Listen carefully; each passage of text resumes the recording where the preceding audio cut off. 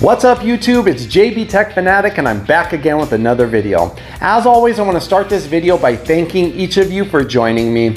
If you have not yet subscribed, I'd be so honored if you consider. And if you like this video, don't forget to hit that thumbs up. And if you want to know when the latest content is available, don't forget to click the notifications to on. Today we're back with one of my favorite categories, and that of course is a TV. Now, this is the first time on my channel that I have reviewed a Sony TV. Many of you asked me to do so, so I thought it's time.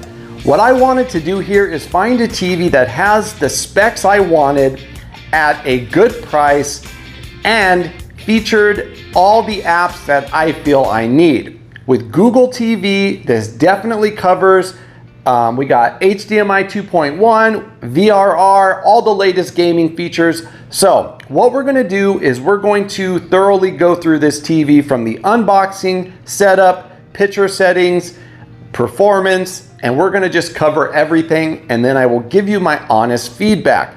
Now, that might have to be done over a couple of videos, but to start off, I wanted to clarify something. Now, I kind of fell into this also. This TV is a little confusing with the model number. The model number is XR-75X90J. If you get rid of the C, you have another version with just J. Now, as far as I can see spec-wise, identical. Now, the C means that this TV is only available through Costco and Sam's Club. Now, in the past, I typically always wondered if you were getting the same TV because sometimes they were cheaper at Costco or whatever. In this scenario, the specs seem to be identical, but there seems to be a big upside. You have a 3-year warranty standard with this model versus the standard model that's sold through, example, Best Buy. Nothing against Best Buy, but I thought to myself, 3 years versus 1 for no extra cost, it's a no-brainer. So I ended up getting this TV instead. Now, this is still the latest model, brand new, just released. So if you're looking for a 4K TV and you want gaming specs for next gen and an amazing picture and all the greatness of really what TVs do for us in this day and age, stick around. We're gonna thoroughly go through this. I can't wait to get started. Let's just quickly run through the specifications, get that out of the way. This is a 4K UHD TV. This also can be bought in 55 and 65 inches. If you want to drop the C, as we talked about before, that also is available in a 50 inch. This is full array LED with local dimming. The Clarity technology is their latest. XR 4K upscaling, dual database processing, and XR super resolution. Color technology. This uses the XR Pro, XR smoothing, and live color technology. The contrast technology is the XR contrast booster, as well as HDR remaster and dynamic contrast enhancer.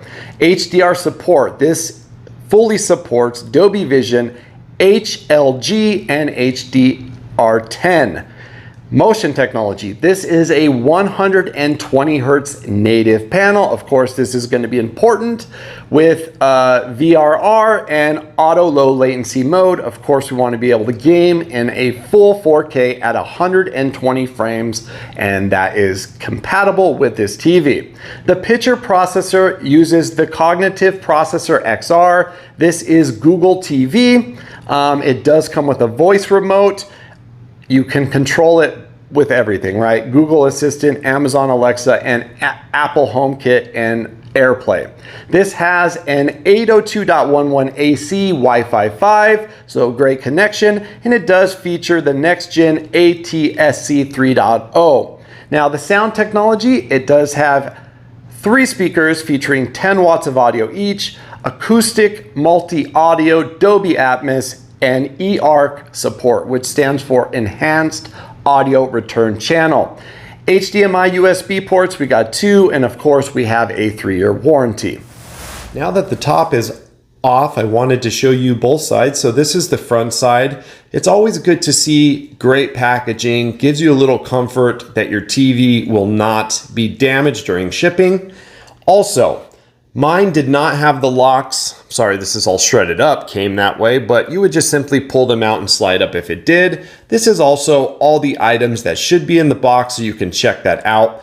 This is a two-man job. I recommend leaving it in the packaging. You can tear off the top if you're going to put on the stands. This keeps the TV balanced and makes everything easier on you. Just wanted to give you a nice pullback look of the backside. As you can see, we have that nice long ventilation strip. We're looking at the back inputs. Wanted to take a close-up look. Starting at the top, they give us two USB 5-volt 500 mAh max ports. Next, we have a digital audio out or optical cable. We have a headphone jack, video in, and then 4 HDMIs. Note, HDMI 3 and 4 are both HDMI 2.1.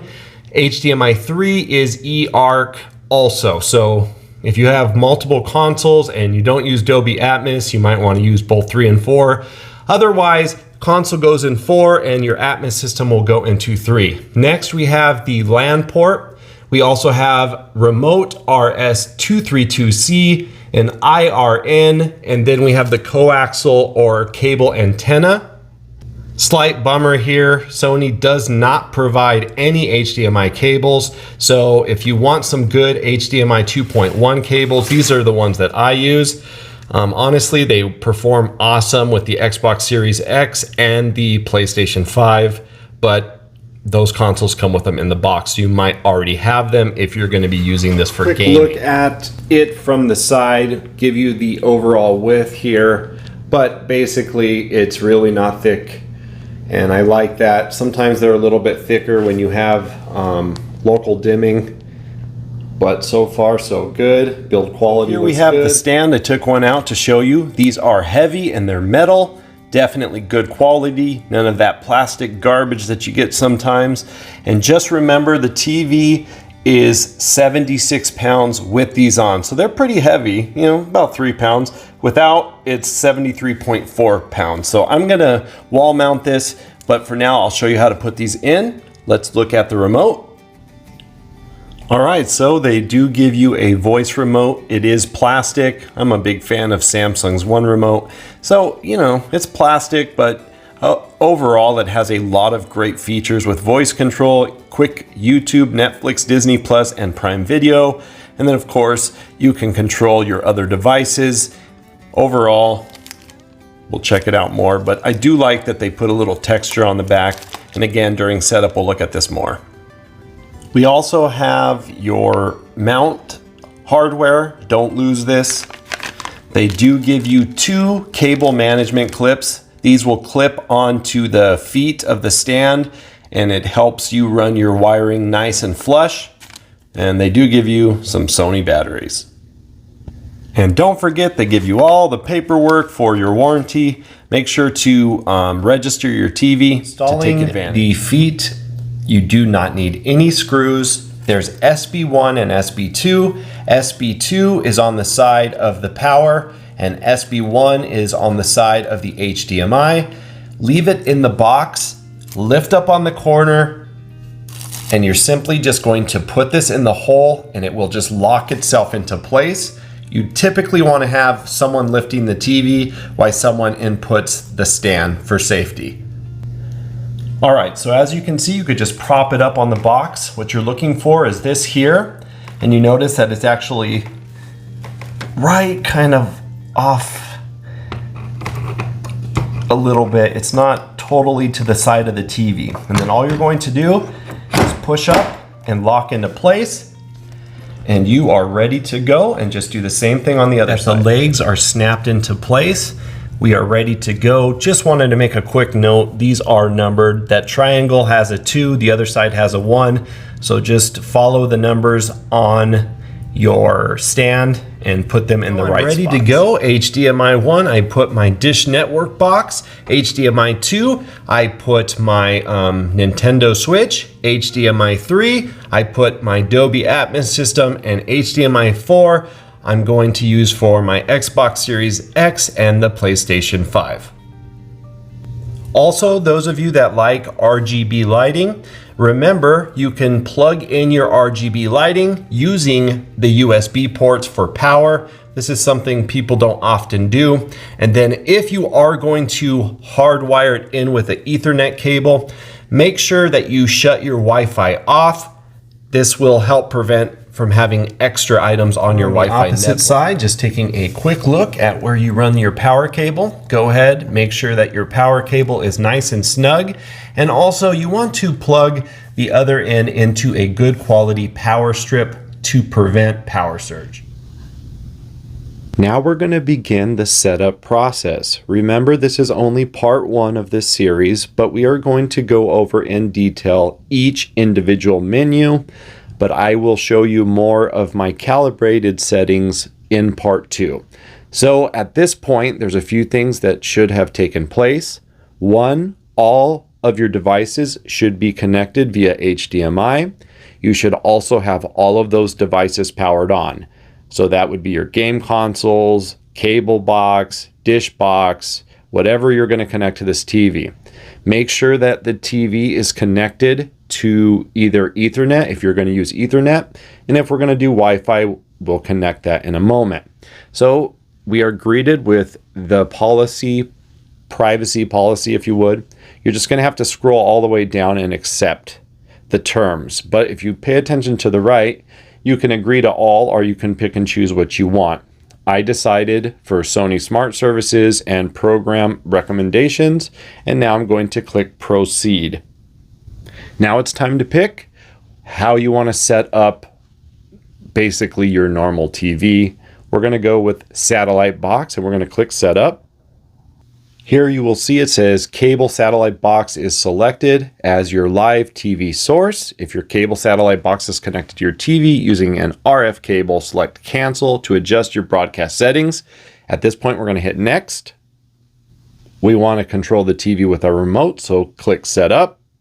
Just talked about this before. We want to make sure the device is powered on and it's time to connect. Go ahead and hit OK. Here is where you will select what input. Pick what you chose. Mine's HDMI 1, searching. Now it says point TV remote control at your cable box, and then hit next. This is so it will program your remote to control. It's now pairing. I had to shut off what was playing because I'll get copyrighted, but at this point you want to make sure that your remote works. Go ahead and hit your channel up and down button. If it does work, go ahead and hit next. Now you want to set up your TV program guide and information. I recommend doing this, but you can skip if you'd like. Go ahead and hit start. Next, don't forget to input your zip code. This is to give you your local content. It will ask you which one you choose from the location. Go ahead and choose, and then it will go to searching. Now we're set up. Do this for each device that you want to have connected and use your remote. And then go ahead and click next. Now it says setup complete, click done. Now this portion you can do a couple different ways. If you already have a Google account, definitely sign in, and that will go ahead and set up all of your Google settings for you, especially if you have your favorites saved on your mobile devices. In addition, you get some free stuff here. This should be for all of these TVs, but if it's your first time signing up for Bravia Core, you're going to get 10 movies and 24 months of unlimited streaming, through their network. I say take advantage, why not? Moving on, we're proceeding with our email address, and we're going to proceed and register, and then you can check that you agree to receive emails and enabling notifications, or of course you can skip this altogether. TV's checking for updates. Now you can choose to enable this interactive TV. I'm gonna do it, try it out. I'm not really familiar with it, but why not? So basic setup is now complete. You can set it up for retail mode if you have a store or something, but otherwise we're just going to click done. Now before we start digging in, I wanted to make note that there is a much simpler way to set up your TV. You will also be greeted in the beginning with the opportunity to use your mobile device connected with your Google account, and it will virtually do everything for you. If you decide to use that method, make sure that your phone is connected to the network that you want to connect to, meaning your 2.4 gigahertz or your 5 gigahertz home network. Once you're connected, go ahead and open up your Google Home account, press Add Device, and it will literally lead you through really easily, and it will set it up that way. And then we will still meet back right here in the settings menu. We have a lot to cover, so we're gonna look at all the sections just to get a good feel of this TV. Starting with channels and inputs. Go ahead and click. If you have an antenna, you can set that up here. You can choose cable or antenna, and then you can choose what you want done. Auto program, add digital channels. If you back out, you can also set up your streaming channels, not to be confused with apps. You can see what we have available here. Go ahead and set up what you'd like. Once you back out, my recommendation is that on preferences, I leave update guide and standby to on. I like more information, but you do not need any of this. I just like it to tell me, about what I'm watching. Interactive application, as you can see, I enabled it. This allows your TV to use interactive applications. Again, you do not need to do this, but I recommend it. Info banner, I like this on. Again, you can shut it off. It just gives you more information. Now, we're getting to the important part, external inputs. Now, this is where you're basically going to set up and make sure everything connected to your TV functions at maximum capacity and it works fluid with your television. So we're going to go to external device setup. For the video, I just got two things plugged in. I have my Dolby Atmos bar here on HDMI eARC, and then we have our dish network. All you're going to do, hit setup. It's going to say, let it do its thing to get you to where you want to be. Go ahead and hit next. If it sounds good, hit yes, press done, and do that for each item and go ahead and hit finish. Next, we have manage inputs. This will basically let you name and decide what you want shown. So if you want HDMI 1, 2, 3, and 4 shown, you can choose, and you can also, as you can see, say show this input. So if you don't want HDMI to show, let's just say you have nothing connected, you would uncheck this box and it would go away. But if you keep it checked, you can name it, Blu-ray, cable, whatever you want, game console, and then you can also create your own name. So go ahead and set all the HDMI ports up how you'd like them, and let's move on. Next, we have the cable satellite box setup. You want to make sure that your device is plugged in with an HDMI cable and powered on. This will also let your remote control whatever's plugged in. So you want to make sure that's done. So here you can see you can choose whether you want it to control with your TV. You have advanced settings, channel lineup, You can also decide to hide channels if you want. And if you mess anything up, you can hit reset. For setup, you simply just click here, set up by model number, and then you would just go ahead and follow the prompts. Mine's already set up, so I'm going to leave it. It's really easy. Here you have your Bravia Sync settings. Of course, this is where Sony's going to play really nice with certain Sony products, but you can also set whatever devices that are compatible that are not Sony to at least auto power off, TV auto power on, and then you can choose your Bravia Sync device list here. And what you want to do is have everything turned on and then select enabled, and it will automatically, add what is compatible.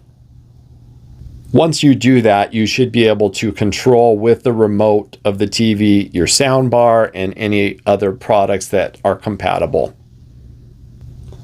All right, so we have our HDMI signal format. This is a little tricky. Honestly, I feel like they really could have simplified this, but for whatever reason they didn't. So here we go. We have HDMI 1, 2, 3, and 4.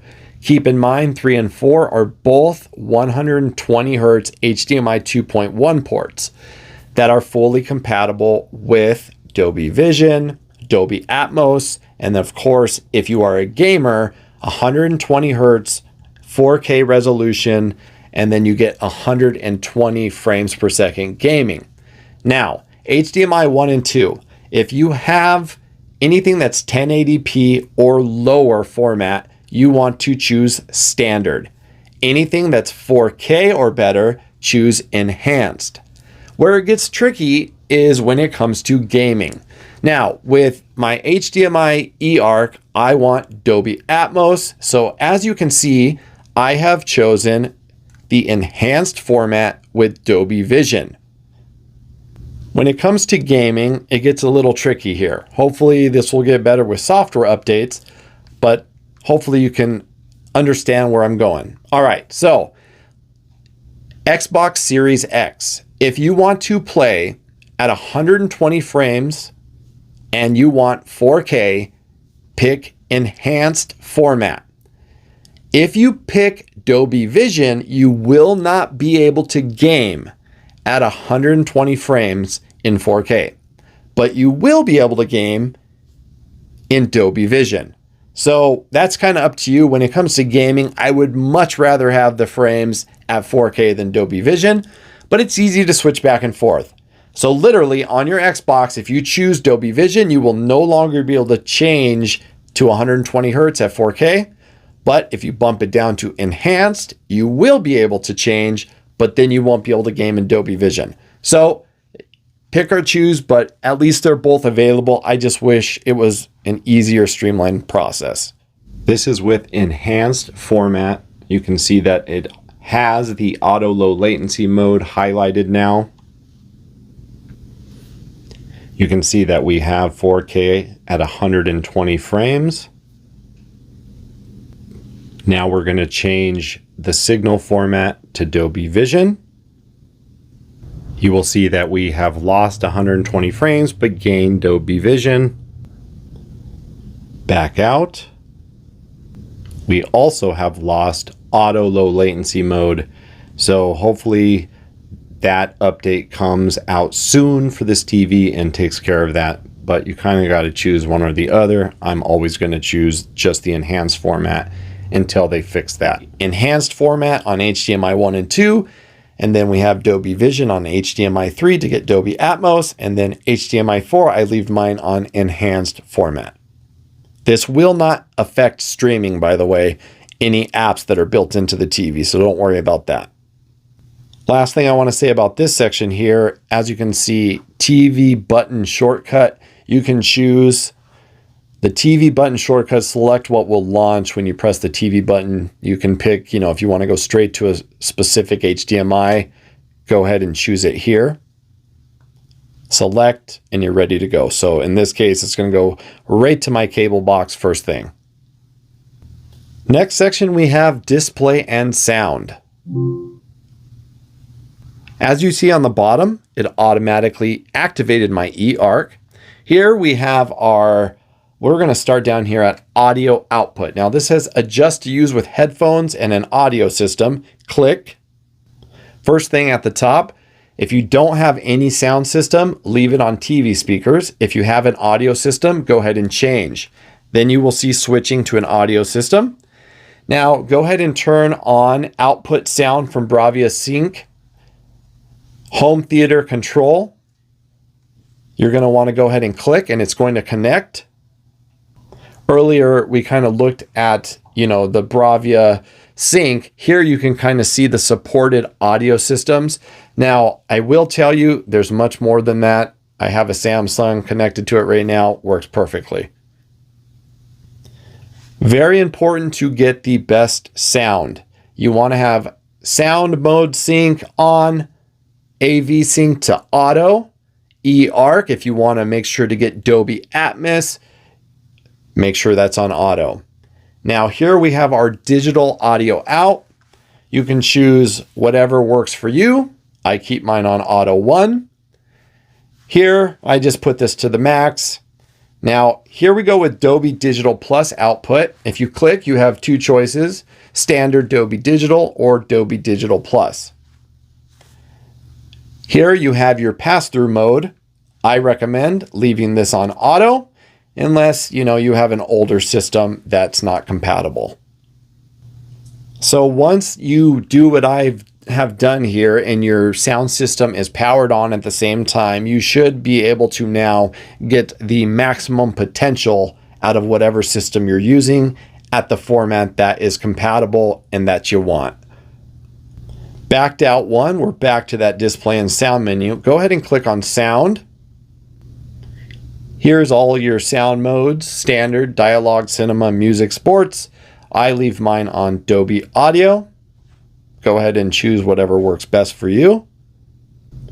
Here we have sound customization. We have our volume level, You can go ahead and choose what works best. And of course, you can choose if you have your TV mounted or if it's on a tabletop stand. And if you mess up anything, you can reset here. And of course, they have their acoustic auto calibration. I really recommend that you run this if you are not using an external sound source. So here we are on screen. Now, pay attention, we have HDMI 1. This you can adjust for each. If it's ever grayed out, it just means that you can't change this, but here you can change the modes. Like example, if you want to zoom, fill up the screen, full, normal, wide zoom, auto. I mean, typically auto should dictate whatever is the best for you. I typically just leave mine on full, but just leave it on auto if you want the easiest method. And then of course you have a few more. We have wide zoom, normal, and this is automatic sizing for 4:3 pictures. So if you want to, kind of stretch it out and fill up your TV, you can do that. I do recommend leaving this auto display area on. And then lastly, you have screen position so you can move it around if needed. Next, you have your network settings. Pretty self-explanatory. You can either run Ethernet or Wi-Fi, 2.4 gigahertz or 5. Of course, I recommend 5 if you're going to use Wi-Fi.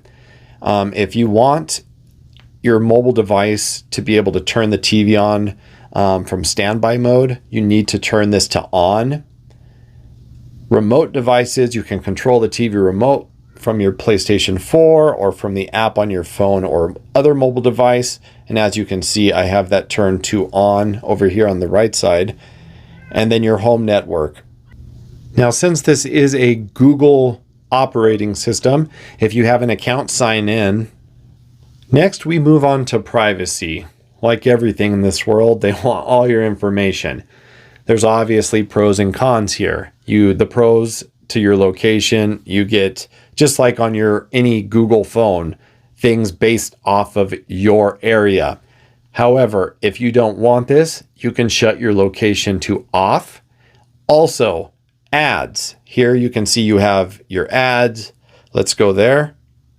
When you click on ads, it will bring you here. If you keep that little switch off, they won't be able to give you ads. So it's up to you whether or not you want them, but this is where you can shut them off or turn them on. Now, this TV is a full-on assistant. So really almost everything you can do on, any of the portable or at-home devices that Google uses, you can do that with this. So you can set it up however you'd like. Now, again, during the initial setup, that sort of takes you through a lot of this. But you have your safe search filter. If you have kids here, you can block offensive words. Here's your searchable apps and then personal results. That's based off of you, right? Whatever you're signed in. So if you don't want them based off of what you normally have on your phone or whoever's on your assistant, you can turn the bottom one off there. Otherwise, just leave it on. Moving on quickly, payment and purchases, app permissions, special app access. Think of it just like your phone. Even when it comes to security and restrictions from unknown sources, you can allow installation or not.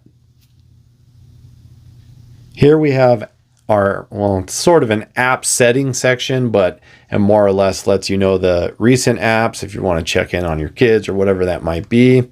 And you can see how much storage they've used. You can clear, and not all of them can be deleted. Some of them are permanent, but whatever you want to delete that you can do that also. But I did want to show you, just as an example, if we click TV here and we scroll all the way to the bottom and we go to permissions, up on the right, you can see what permission it has or does not or wants. In this case, this is just the TV itself. It has a microphone built in, so you can allow it to use it or not. And you can do that with any of the apps on your TV right here. Before we go to the system settings, we're going to look at this remotes and accessories really quickly. Here you have your Bluetooth devices and you compare new accessories. I wanted you to make note, if you shut Bluetooth off, the Google button on your remote will not work. So it's kind of weird, but anyway, it won't. So it's up to you. I leave it on. And again, if you want to connect new items, this is where you would do so here. All right, so now we're on system. This is exactly like your Android device or Google device. We have our about, which is really what I'm going to pay close attention to. Really, if you want, you can dig through all of this. You can change the way things look. You can adjust your keyboard, your storage settings, but system software updates are always important, as well as resetting your TV. Sometimes if something's going wrong and you want to, or you messed up on something, you can do both right here under about. Now on system software update, you can click it, but what you should do is automatically check for update. Just leave that on and it will do it on its own. Here's where you can reset. As you can see, factory data reset and then erase data from internal shared storage. That's all done right here. And then you can also, if you want, change the name of your device here. Let's scroll down in this menu under System. And first, let's start with Power and Energy. Shut power savings off. This will dim your TV. It's up to you. You can turn it on, obviously, but I recommend having it off. You can also have idle TV power off, set from 1, 2, 4, and 24 hours. I always leave it on just in case at 4 hours. Auto shut off. If no signal is detected, it'll shut off after 15 minutes. I leave that on.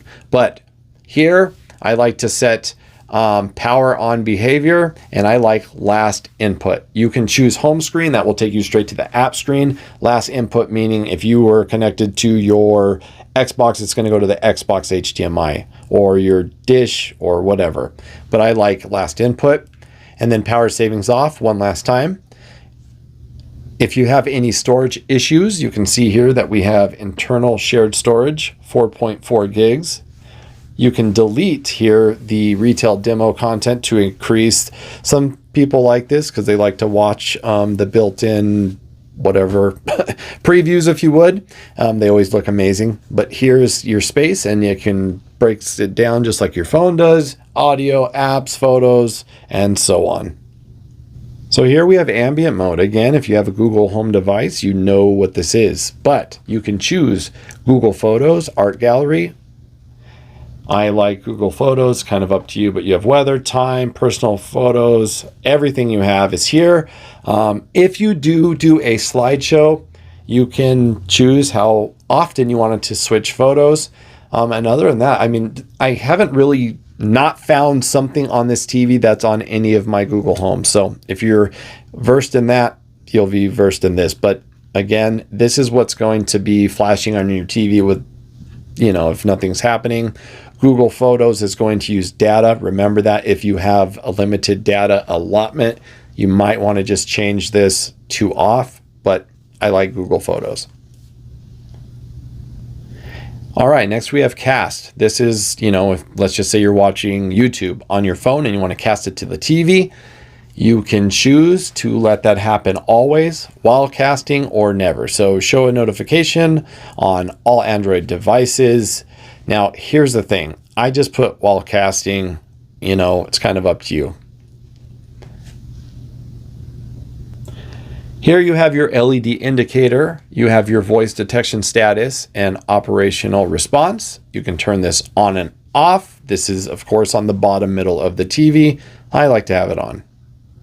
If you want sounds when you're scrolling through your menu, you can turn that on here. I don't like it, so I shut it off, but it can be done. You can set up your Apple AirPlay and HomeKit here. Here's interactive TV. You can set, if you don't like people, like your kids changing your picture adjustments, you can lock them here and no one can change anything. Also keep in mind, I've had this happen with people that have reached out to me. They accidentally had the TV locked and they're trying to adjust their settings and they cannot. Simply just go under System, come here to Adjustments Lock and unlock it. If you ever want to start the initial setup again, you can do so, and that's basically out of the box setup. And then if you ever want to show your TV off and do a retail mode settings, you have that built into the TV as well. You would simply just click, turn on demo mode, and you're ready to take another quick look at the remote. It turns out it is much better than I originally thought when I took it out of the box. It is a remote that can control other devices connected to your TV. It gives you the numeric pad. It gives you an apps button dedicated, or you have a quick toggle to YouTube, Netflix, Disney Plus, and Prime Video. It also has, your volume, channel up and down. But what I really like is that it has an assistant button built in as well as a mic. Now, the cool thing about that is I know we all have assistants at home and we can say, okay, Google. They pick it up like that. And that's great and all, but sometimes it gets annoying, especially when you have multiple devices in your home like I do. So all you have to do is grab your remote, hold down this button here and speak into the mic. Now you can control all of your smart devices that are connected to that ecosystem in your home, like turning on your lights, setting your thermostat, as well as you can do anything that you can do on your TV through voice. So if you want to search for an app, a movie, you can do so. You can check sports, you can set timers. It can do everything, and you also don't have to type it in. If you're typing in passwords and so on and so forth, it can get quite annoying. So I love that feature about this remote. Other than that, it's a solid built remote, and again, just has every function truly that you would need in a remote and all the features of a smart remote, and it's included with the TV. I would have liked to, maybe a metal build, but I'm just being picky here. It's a great remote. Gaming now. Again, I'm going to go over much more detail in part 2 when we go over my personal settings, but I wanted to give you a look. We're still waiting for updates. Obviously, these are still new consoles. The PlayStation 5, Xbox Series X, very capable consoles, producing amazing graphics, 120 frames a second. So here is where you're going to want to make sure that you have them in the right input. We talked about that. We're going to look at the Xbox Series X just for setting purposes. So let's go. Now, when it comes to either console or PC gaming, there is only 2 picture modes that you want to use. Now, as you can see here up on the right, it says that we're displaying HDR. So this will tell you whatever you're displaying on your gaming console, which is great. So here we have picture mode. It says game, recommended for gaming. If I go right, there's also graphics, recommended for graphics and use with computers. Honestly, either works. Graphics really works the best with computers like it says, but it will work with gaming consoles. I don't like the way game looks with PCs on the other hand. But anyway, we're going to go to game for this one. And I just want to just briefly go through the settings so you can see what's available to you, because we all know that typically when you go to game mode, you lose a lot of adjustments. Auto picture mode, we're going to put that to on for now. You still have your light sensor with the luminance level and auto tone curve. Your brightness adjustments are there. Your HDR tone mapping, you can still adjust to brightness preferred. You have your black level adjustments. Remember, in this case, if we go left, it's going to get darker. The blacks look blacker. So what you're really trying to find is that perfect balance. This is not an OLED TV. but it produces stunning blacks. Here's what I say, keep it at about 46 and it looks great. You still have your black adjust. I'm going to always keep that at high. And then we also have our contrast enhancing, auto local dimming, peak luminance, all available. We have our color, hue, color temperature, live colors available, clarity. We have our sharpness. Now, when it comes to the reality creation, I say keep it on auto, but you can adjust. And if you, I don't know if you could see that on the camera, but it makes a difference, definitely. You do not have the ability to shut off noise reduction. We do have this available here. Go to motion. We have motion flow. You have customer off, and then you can adjust each individually. You do not have Cinemotion, the video signal. So this is what's pretty cool. You can either put it on auto or you can flip through HDR10, HLG, or off. Auto typically is the best. HDMI range you can also set to full, limited, or auto. I leave it on auto, of course. You want full in my opinion. Then you also still have your color space. You can leave that on auto also. And you can flip through virtually everything, which is pretty nice. And it really does, especially in some games, make a massive difference. So leave that on auto for now, put it on whatever you'd like. And then we have still our advanced settings. So here we can go through, just giving you a quick look again. I know some of these look exactly like for the regular TV, but now I'm going to give you a quick listen of the built-in speakers on the TV itself. They're okay, but I thought it'd be helpful. I hooked up the mic, put it next to it, and let's begin now. Chris Middleton over his career, much improved on the defensive end. A true two-way player, and I tell you, that 6'11" wingspan helps. Able to use that length to bother shots and disrupt passes. Kumbo with the ball. And there's the 8-second call as they can't get it across half court in time. And they're losing their confidence.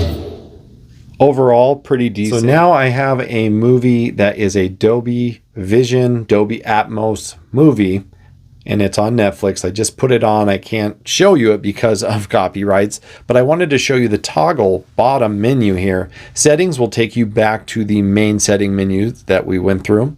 Here we have our notifications. We have our quick picture settings. Under picture mode, you can choose. If you have HDR, it'll say HDR. If you have Dolby Vision, it'll say Dolby Vision. If it's standard 4K, it'll just be, you know, vivid, standard, so on and so forth. But this will adjust based on the content. You have your quick brightness adjustment, your light sensor. If you're able to adjust this, it will allow you. Your sound settings, sound mode. Here is the audio system, TV speakers, network, your Bluetooth on and off, parental controls. If you're listening to music and you want the screen off, you can do that here. You have your timer, sleep timer, alarm, power on behavior, and you can edit this to add or get rid of things. Now, let's go into the settings for our picture here.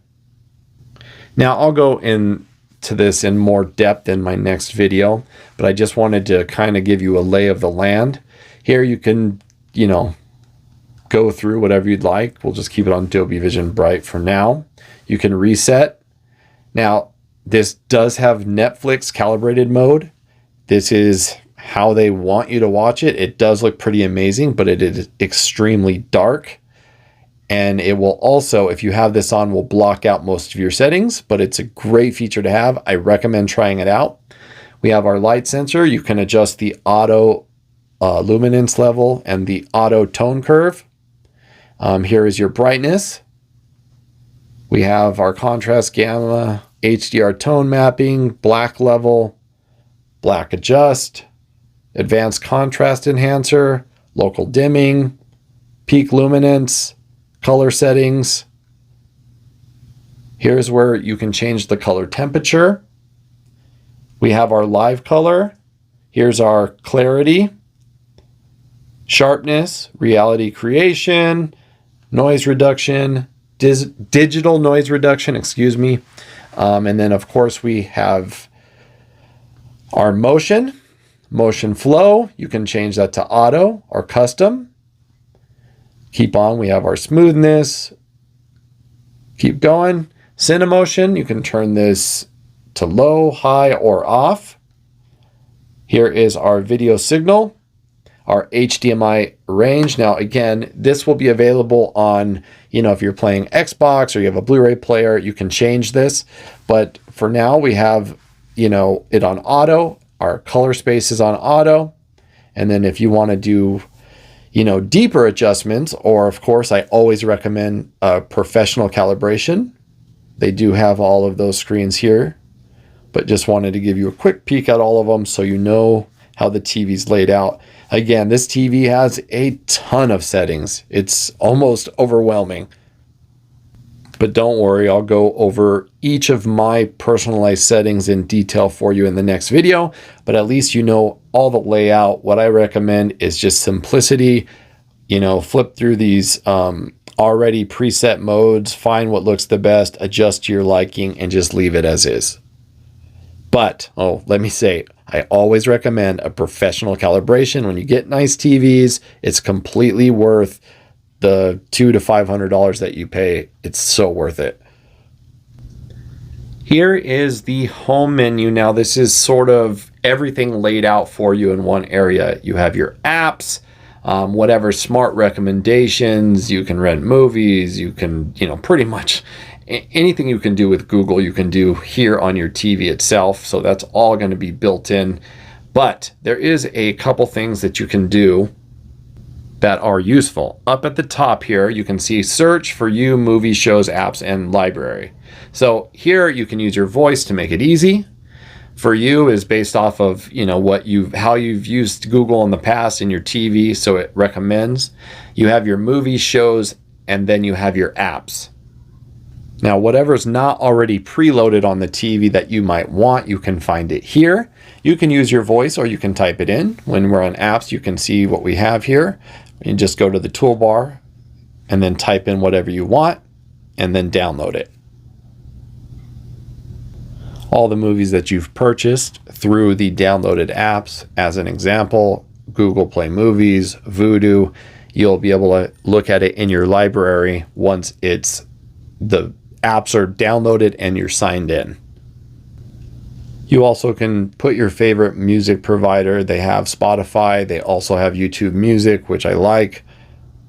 Once you have all of your apps downloaded that you want, you have your apps section. As you can see, they're all listed here. You can also move and put them where you want them. You simply would click on the app you want, hold down the enter button, and then as you can see, it says move, open, or view details. What you would click is move, and then you can organize however you'd like.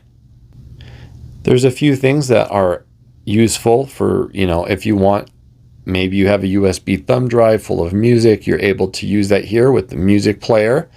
You also have your media player if you have videos that you want to use a thumb drive for.